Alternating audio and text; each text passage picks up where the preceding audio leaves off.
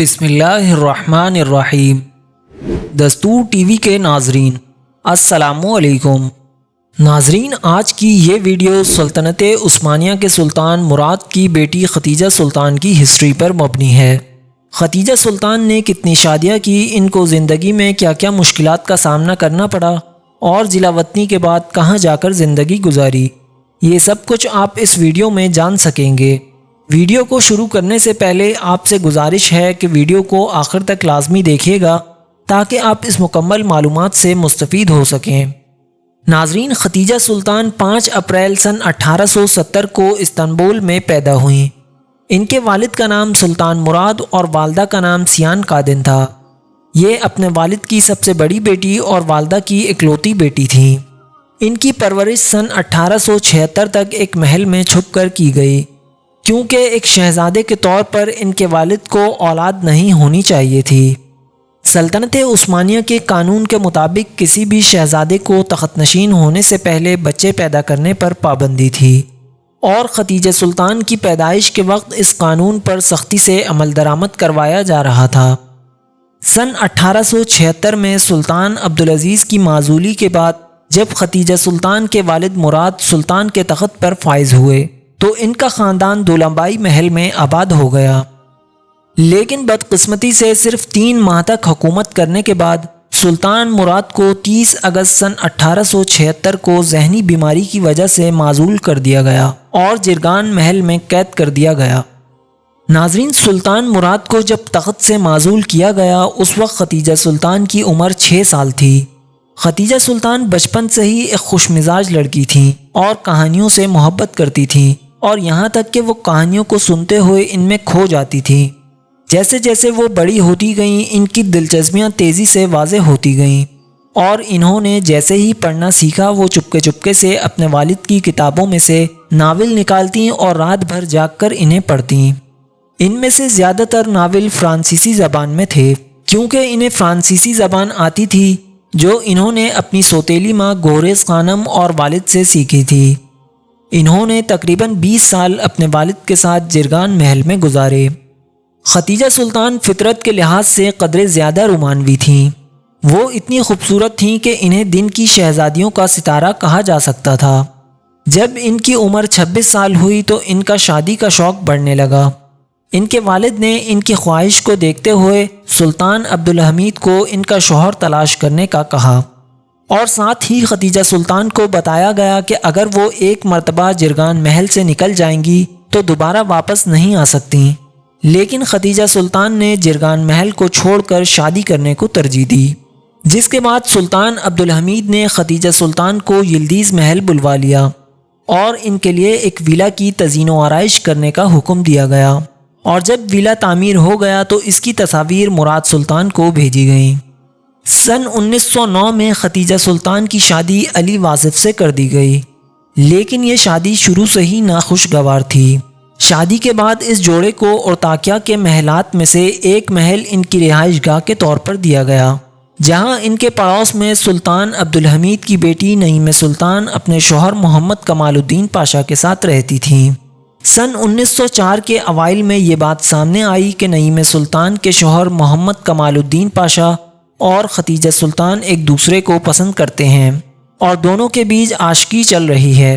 یہ پتہ نہیں چلتا کہ کمال الدین پاشا اور ختیجہ سلطان کب ایک دوسرے سے محبت کرنے لگے، لیکن تقریباً 3 سال تک یہ سلسلہ جاری رہا۔ کمال الدین کے خطوط سے یہ واضح ہوتا ہے کہ وہ ختیجہ سلطان سے دیوانہ وار محبت کرتے تھے اور اکثر اس کی غیر موجودگی کا اظہار بھی کرتے تھے۔ جو وقت ملاقات کے لیے انہوں نے مقرر کیا ہوتا اکثر وہ اس سے پہلے ہی ملنے کا کہتے تھے۔ یہ سلسلہ خطوط پر مشتمل ہوتا تھا۔ بہرحال سن 1904 میں یہ اسکینڈل نہ صرف سلطنت عثمانیہ بلکہ یورپ اور امریکہ تک بھی پھیل گیا۔ نیو یارک ٹائمز نے 25 مئی سن 1904 کو خبر دی اور دونوں پر الزام لگایا کہ وہ شادی کرنے کے لیے اپنے اپنے ساتھیوں کو زہر دینا چاہتے تھے، جس کے بعد کمال الدین پاشا کو فوجی صفوں سے ہٹا دیا گیا۔ نعیمہ اور کمال الدین کی طلاق ہو گئی اور کمال الدین پاشا کو برسا میں جلا وطن کر دیا گیا۔ ختیجہ سلطان کو بھی حویلی سے باہر نکلنے پر پابندی لگا دی گئی۔ ختیجہ سلطان کے والد مراد سلطان کو جب ان واقعات کی خبر ملی تو وہ پہلے سے ہی بیمار تھے۔ اس پریشانی کے باعث ان کی موت واقع ہو گئی۔ ختیجہ سلطان کے حوالے سے کہا جاتا ہے کہ انہوں نے سلطان عبدالحمید کی پسندیدہ بیٹی نعیمہ سلطان کے شوہر کو اس لیے بہکایا تاکہ وہ اپنے اور اپنے خاندان کے ساتھ قید میں کیے جانے والے سلوک کا بدلہ لے سکیں، اور پھر ان کی شادی بھی ایک ایسے شخص سے کی جس سے انہوں نے کبھی محبت نہیں کی۔ اس طرح بدلہ لینے کا بہترین طریقہ سلطان کی پسندیدہ بیٹی کی شادی کو برباد کرنا تھا۔ سن 1908 میں ختیجہ سلطان اور علی واصف کی بھی طلاق ہو گئی۔ سن 1908 میں دوسرے آئینی دور کے اعلان کے بعد کمال الدین استنبول آ گئے تاکہ وہ ختیجہ سلطان سے شادی کر سکیں، لیکن ختیجہ سلطان نے فخر سے انہیں صاف انکار کر دیا۔ ختیجہ سلطان کے انکار کرنے کے بعد کمال الدین نے بہت ہی عجیب کام کیے۔ انہوں نے حکومت کو درخواست دی اور القابات کو بحال کرنے کا مطالبہ کیا۔ 24 مارچ سن 1910 کو کمال الدین کے القابات اور عہدے واپس کر دیے گئے، لیکن سن 1914 میں جس حویلی میں کمال الدین رہتے تھے اسے ضبط کر لیا گیا اور کمال الدین کو حویلی سے باہر نکال دیا گیا۔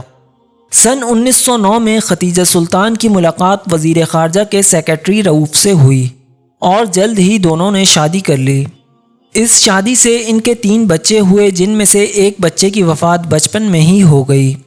ابتدائی طور پر رؤوف اور ختیجہ سلطان کی شادی ایک محبت کا رشتہ تھا، لیکن پھر جلد ہی تعلقات خراب ہو گئے اور 1918 میں ان دونوں کی بھی طلاق ہو گئی۔ مارچ سن 1924 میں شاہی خاندان کی جلاوطنی کے وقت ختیجہ سلطان اور ان کے دونوں بچے لبنان کے شہر بیروت میں آباد ہو گئے۔